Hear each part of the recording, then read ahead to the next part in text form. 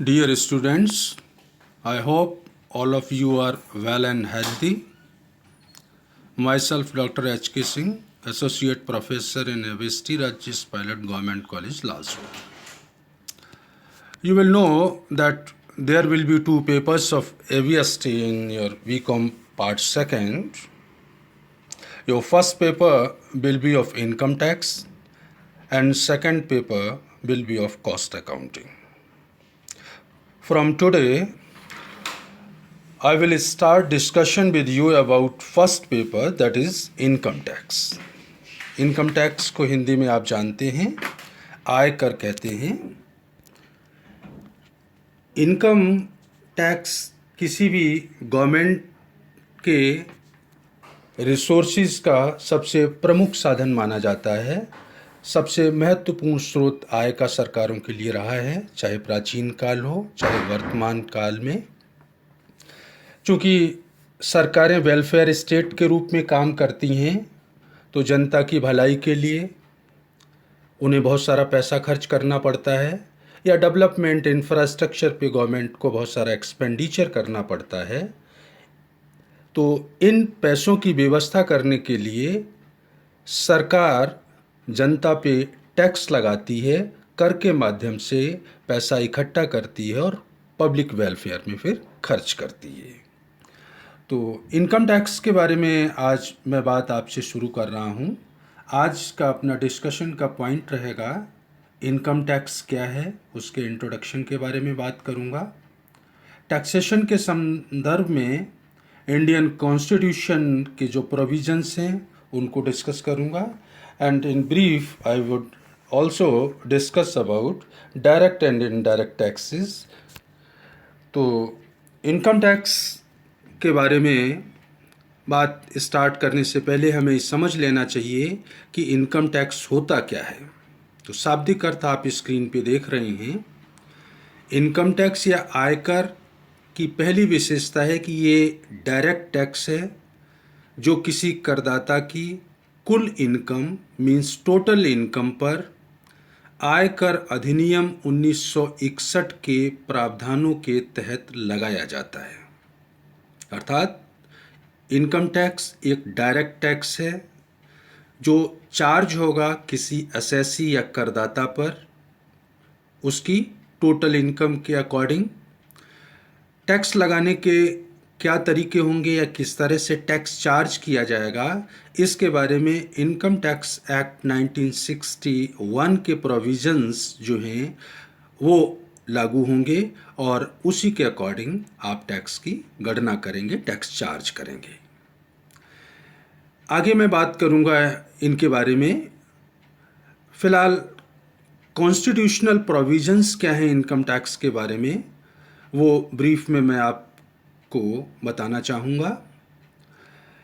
First point में आप देख रहे हैं कि कॉन्स्टिट्यूशन के आर्टिकल 265 के अनुसार जब भी कोई गवर्नमेंट टैक्स लगाना चाहती है तो टैक्स लगाने के लिए सरकार को एक विधि या कानून बनाना पड़ेगा। अर्थात कोई भी टैक्स कानून बना करके ही लगाया जा सकता है। टैक्सेस आप जानते हैं, कुछ टैक्स केंद्र सरकार लगाती है, कुछ स्टेट गवर्नमेंट्स भी लगाती हैं। तो संविधान के भाग 12 का आर्टिकल 264 से 300A में केंद्र व राज्य के वित्तीय संबंध कैसे होंगे इसको बताया गया है। अर्थात केंद्र और राज्यों के द्वारा लगाए जाने वाले करों के बारे में बताया गया है कि किन किन मदों पर केंद्र सरकार टैक्स लगाएगी और किन किन मदों पर राज्य सरकारें टैक्स चार्ज करेंगी।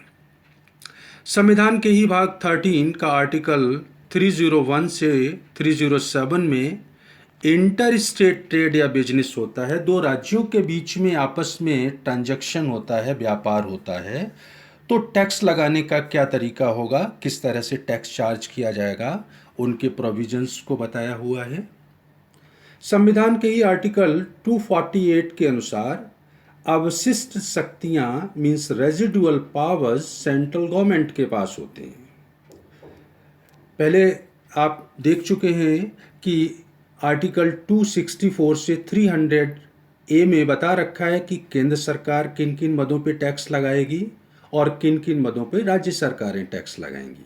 लेकिन कुछ मदें ऐसी हो सकती हैं जिनके बारे में डिफाइन नहीं किया गया है, उन पर टैक्स लगाने का जो पावर है वो सेंट्रल गवर्नमेंट के पास होगा। आपको ध्यान होना चाहिए, इन्हीं का प्रयोग करते हुए 88वें संविधान संशोधन द्वारा 1994 में केंद्र सरकार के द्वारा सर्विस टैक्स लगाया गया था, क्योंकि इससे पहले सर्विस टैक्स का कंसेप्ट ही नहीं था। संविधान के ही आर्टिकल 270 के अनुसार income tax, corporate tax, capital gains tax, security transaction tax, प्रतिभूतियों के लेन देन पर जो टैक्स लगता है, central excise duty, central GST, IGST means integrated GST, custom duty, ये सारे कर जो हैं वो केंद्र सरकार के द्वारा लगाए जाते हैं और पैसा कलेक्ट किया जाता है। और बाद में आप जानते होंगे, नाम सुना होगा आपने, फाइनेंस कमीशन का। केंद्र सरकार जो इन टैक्सेस से पैसा कलेक्ट करती है, उस पैसे का फिर बंटवारा होता है केंद्र और राज्यों के बीच में फाइनेंस कमीशन की रिपोर्ट या रिकमेंडेशन के आधार पे। मींस इस पैसे में से फिर राज्यों को भी केंद्र सरकार के द्वारा हिस्सा दिया जाता है। आर्टिकल 271 के अनुसार सरचार्ज और सेस का पैसा पूरा का पूरा केंद्र सरकार को जाता है और ये डिविजिबल पूल का हिस्सा नहीं बनते हैं, अर्थात इनका डिवीज़न नहीं होता है केंद्र और राज्यों के बीच में। सरचार्ज और सेस में डिफरेंस आप स्क्रीन पे देख रहे हैं। जब किसी कार्य विशेष के लिए सरकार कोई टैक्स लगाती है, किसी कार्य विशेष के लिए अतिरिक्त धन की आवश्यकता है, पैसा कलेक्ट करना है, तो वो कहलाता है सेस। और बिना किसी कार्य विशेष के अगर सरकार टैक्स बढ़ाती है, टैक्स चार्ज करती है, जिसको वो अपनी सुविधा अनुसार कहीं भी खर्च कर सकती है, तो वो कहलाता है सरचार्ज। तो ये कुछ एक प्रोविजंस हैं इंडियन कॉन्स्टिट्यूशन में टैक्सेशन के बारे में, जिनके बारे में आपको पता होना चाहिए। ऊपर एक डेफिनेशन इनकम टैक्स की मैंने लिखी हुई थी कि ये डायरेक्ट टैक्स है जो करदाता की टोटल इनकम पर लगता है, इनकम टैक्स एक्ट 1961 की प्रोविजंस के अकॉर्डिंग। तो ब्रीफ में मैं अब आपको एक्सप्लेन करना चाहूँगा कि डायरेक्ट टैक्स क्या होता है और इनडायरेक्ट टैक्स क्या होता है। तो डायरेक्ट टैक्स से आशय मेरा, कर को चुकाने वाला ही कर का भार भी वहन करता है, अर्थात जिस पर टैक्स गवर्नमेंट लगाती है उसी से कर की वसूली भी की जाती है। एक्स पे टैक्स लगाया और एक्स से ही पैसा वसूल भी किया तो वो डायरेक्ट टैक्स कहलाएगा। अर्थात इसमें कराघात और करापात means incidence of tax and impact of tax एक ही व्यक्ति पर होता है।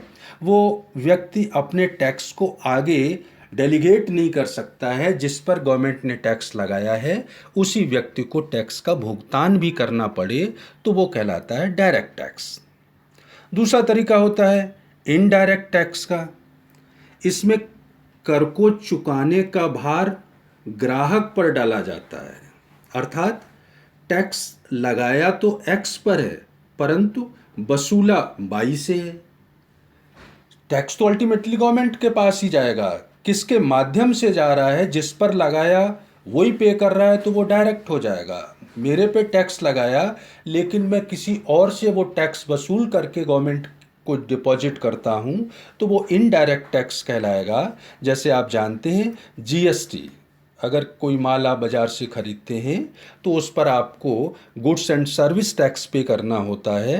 तो जो शॉपकीपर है, शोरूम का मालिक है, वो माल बेचते समय बिल में टैक्स की अमाउंट जोड़कर आपसे कलेक्ट करेगा। तो टैक्स उसने आपसे लिया और फिर आगे वो गवर्नमेंट को पे करेगा। तो इनडायरेक्ट टैक्सेस के कुछ उदाहरण हैं, कस्टम ड्यूटी है, व्हीकल टैक्स हैं, एक्साइज ड्यूटी है।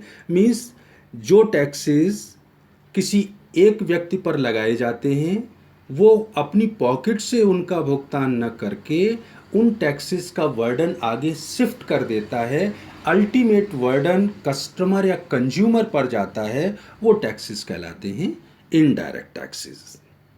भारत में इनकम टैक्स का सर्वप्रथम चलन 1860 में ब्रिटिश इंडिया के शासनकाल में शुरू हो गया था। सर जेम्स विल्सन के द्वारा पहली बार टैक्स लगाया गया था, लेकिन इस संबंध में जो विधिवत लॉज पारित करके टैक्स लगाने का प्रोसीजर अपनाया गया वो 1886 में इंडिया में इनकम टैक्स लगाने का प्रोविज़न ब्रिटिश गवर्नमेंट के द्वारा पारित किया गया था।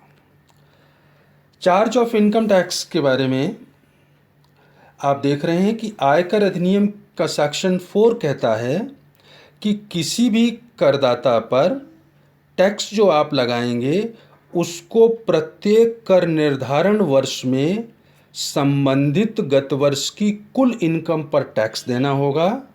और टैक्स कैसे देना होगा? वित्त अधिनियम द्वारा निर्धारित दरों के अनुसार। आप जानते हैं हर साल पार्लियामेंट में भारत का फाइनेंस मिनिस्टर बजट प्रस्तुत करता है और बजट में ये बताया जाता है कि नेक्स्ट ईयर में सरकार कितना पैसा खर्च करने जा रही है किन किन मदों पर, और उस पैसे की पूर्ति के लिए किन किन माध्यमों से किस किस तरह से टैक्स लगाया जाएगा। तो इनकम टैक्स में प्रतिवर्ष बदलाव होता है, क्योंकि कुछ नई इनकम्स पे हम टैक्स लगा देते हैं, कुछ को छोड़ देते हैं, कहीं रेट्स ऑफ टैक्स को बदल देते हैं। तो सेक्शन 4 कहता है कि कोई भी करदाता असेसमेंट ईयर मीन्स निर्धारण वर्ष में टैक्स पे करेगा। किस पर पे करेगा? जो उसकी इनकम प्रीवियस ईयर या गत वर्ष में रही है, गत वर्ष में जो इनकम थी उस पर टैक्स पे करना पड़ेगा। और टैक्स कैसे पे करेंगे? जो फाइनेंस मिनिस्टर ने बजट में प्रस्ताव रखे थे, वित्त अधिनियम द्वारा जो दरें पारित की गई हैं उन दरों के अनुसार आपको टैक्स का भुगतान करना होता है। ऊपर जो डेफिनेशन में देख रहे थे डायरेक्ट टैक्स है, दूसरा वर्ड था, अभी मैंने एक ही वर्ड को एक्सप्लेन किया है डायरेक्ट टैक्स क्या होता है। दूसरा पॉइंट इसका है करदाता पर टैक्स लगेगा। तीसरा है टोटल इनकम, तो वो आगे बात करूँगा। फिलहाल मैं बात कर रहा हूँ कि करदाता पर आप कहते हैं टैक्स लगाया जाएगा, तो करदाता किसको माना जाएगा? करदाता से आशय ऐसे व्यक्ति से है जो आयकर अधिनियम 1961 के अनुसार आयकर, इनकम टैक्स या अन्य कोई अमाउंट चुकाने के लिए रेस्पॉन्सिबल हो, उसके लिए उत्तरदायी हो, या ऐसा कोई भी व्यक्ति जिस पर आय के निर्धारण या हानि की राशि के निर्धारण या आयकर की वापसी के लिए कोई कार्यवाही की गई है या वो विचाराधीन है। इस तरह की प्रक्रिया किसी भी व्यक्ति या करदाता पर चल रही है तो वो इनकम टैक्स के लिए करदाता माना जाएगा, या जिन्हें इस अधिनियम के तहत करदाता मान लिया गया है। आगे डिस्कस करूंगा मैं। कुछ स्थितियों में कोई व्यक्ति जो वास्तव में इनकम अर्जित नहीं कर रहा है फिर भी हम उसको करदाता मान के उस पर टैक्स चार्ज करते हैं, तो उन परिस्थितियों के बारे में भी बात करूंगा।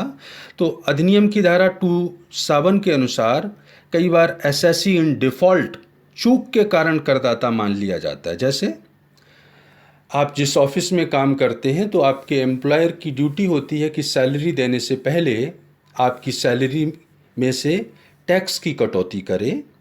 अगर कोई एम्प्लॉयर या डीडीओ टैक्स में से कटौती नहीं करता है तो अब जो इनकम जिस पे टैक्स नहीं लगा है उस इनकम पर टैक्स पे करने की जिम्मेदारी उस एम्प्लॉयर या डीडीओ की हो जाएगी।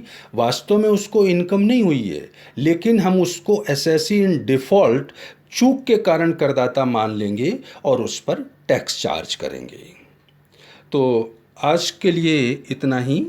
ब्रीफ में मैं समराइज़ कर देता हूँ कि इनकम टैक्स एक डायरेक्ट टैक्स है, करदाता पर लगता है, टोटल इनकम पे लगता है। इनकम टैक्स 1961 के प्रोविजंस के अकॉर्डिंग लगता है।